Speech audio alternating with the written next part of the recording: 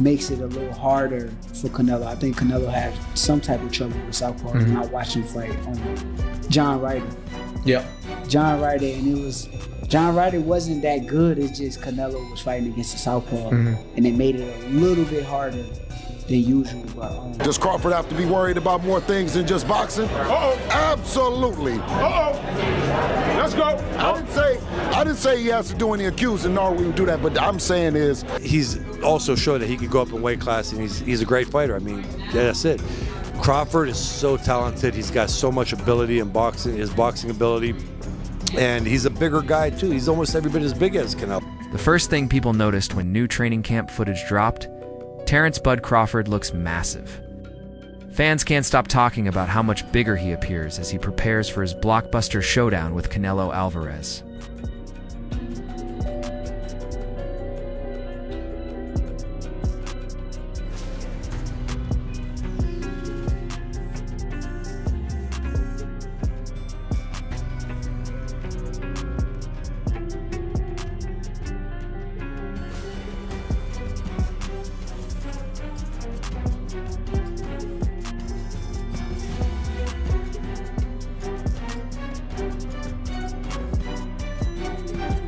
The undefeated American no longer has the lean, wiry frame familiar from his welterweight days. Now Crawford's physique is noticeably fuller and more powerful, yet still impressively conditioned.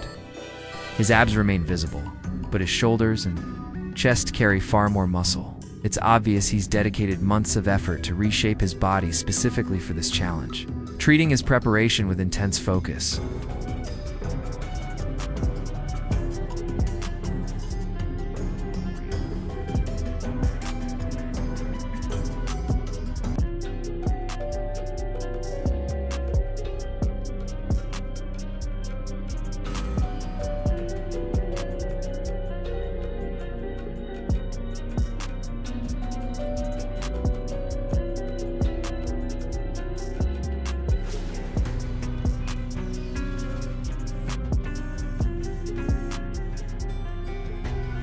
Clips from camp show him pushing through grueling sessions, loading extra force into his punches, grinding through strength drills, and testing his limits in every workout.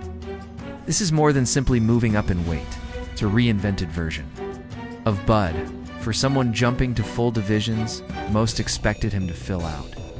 But few anticipated he'd look this strong without losing his trademark speed and sharpness.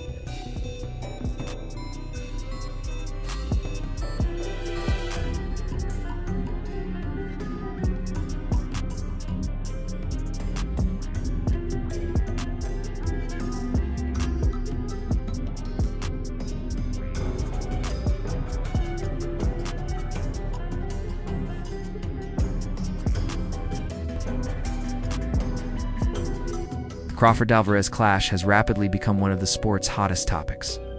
With Crawford's spotless 41-0 record, including 31 knockouts, Canelo's 6-3-2 to resume, excitement is at fever pitch.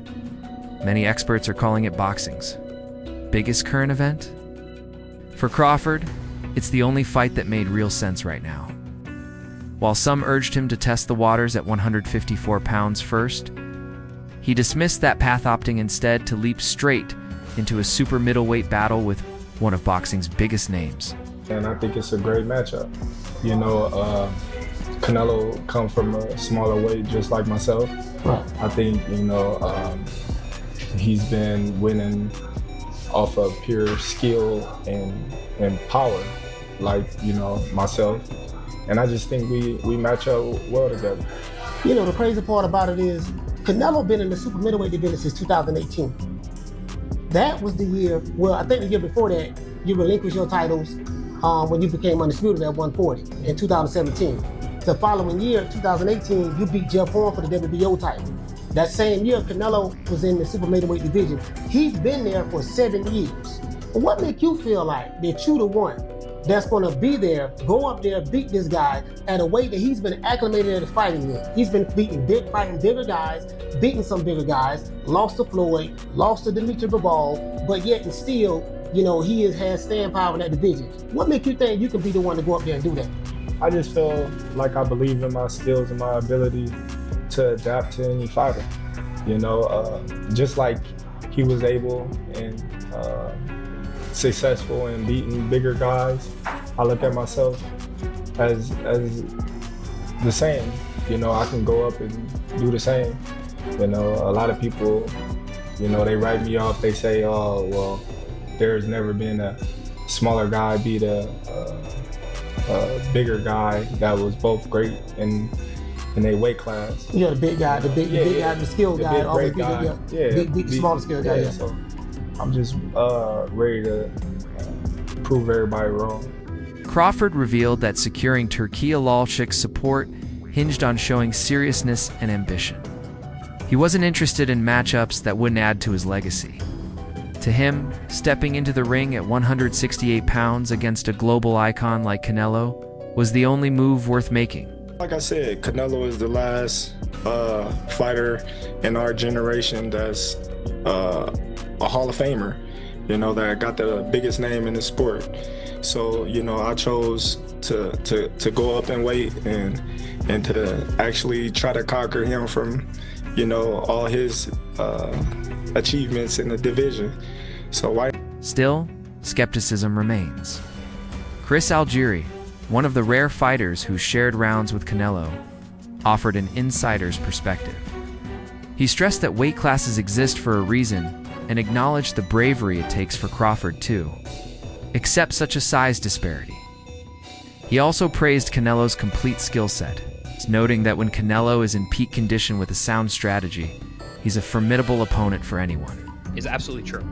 And it's not so much about hurting him, but he said a key point, hitting him with a shot he doesn't see. Canelo's awareness is very, very good. He's hard to hit with punches he doesn't see, especially with the style that he employs. That high guard, you see everything coming when you're like that. And he's got very good hand position. I was very surprised sparring with him, how good his hand position was, his hand discipline, and his ability to pick shots off and move and catch and be smooth. So he's a very difficult guy to hit with punches that he doesn't see, which makes him a very difficult guy to hurt. He obviously has a very good chin.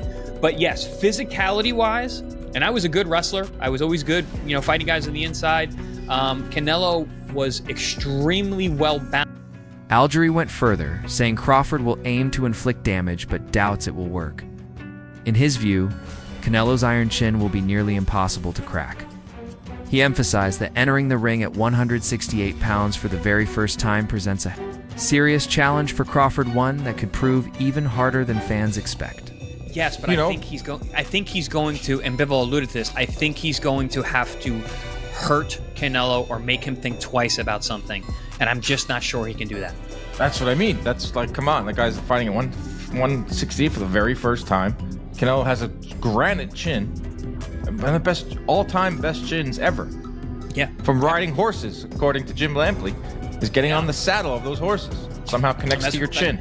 That's strong base. It's got the strong no, base. No, it doesn't. I can see the correlation there. But the chin doesn't matter. Listen, if you get touched on that button and this thing goes away, it doesn't matter how strong your legs are. I said this once, I'll say it again.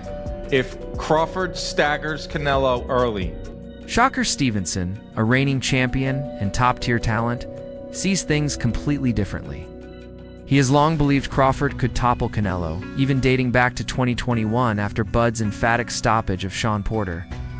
Stevenson says that fight cemented his belief that Crawford belongs with the sport's biggest names.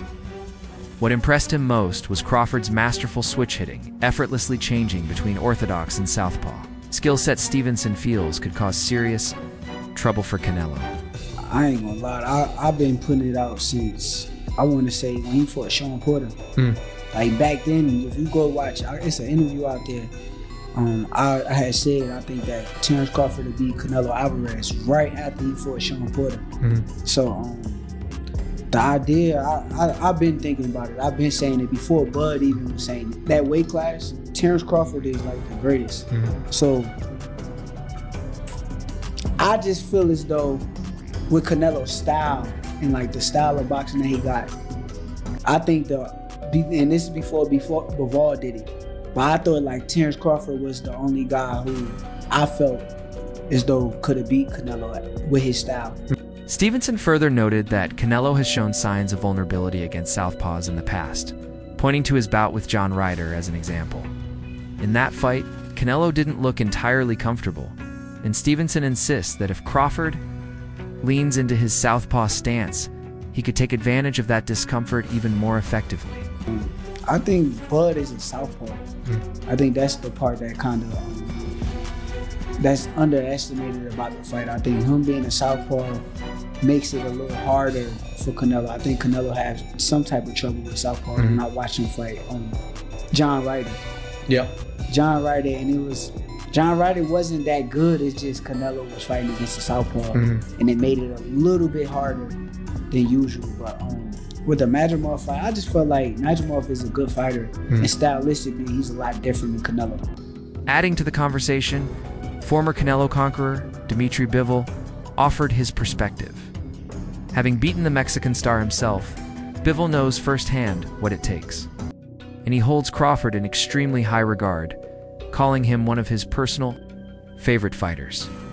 While Bivol believes Crawford has the talent and tools to win, he also warned that the challenge goes far beyond simply handling Canelo's size.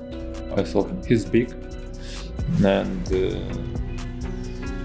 and he has very good skills. He's one of my favorite boxers. He able to win this fight. But there is a lot of but, and even not but, there is a lot of things, small things, which we don't know how he will deal with this. He needs to get used to the power and pressure of 168 because it's different, big difference, to be honest. Maybe he will get used to it, and how he will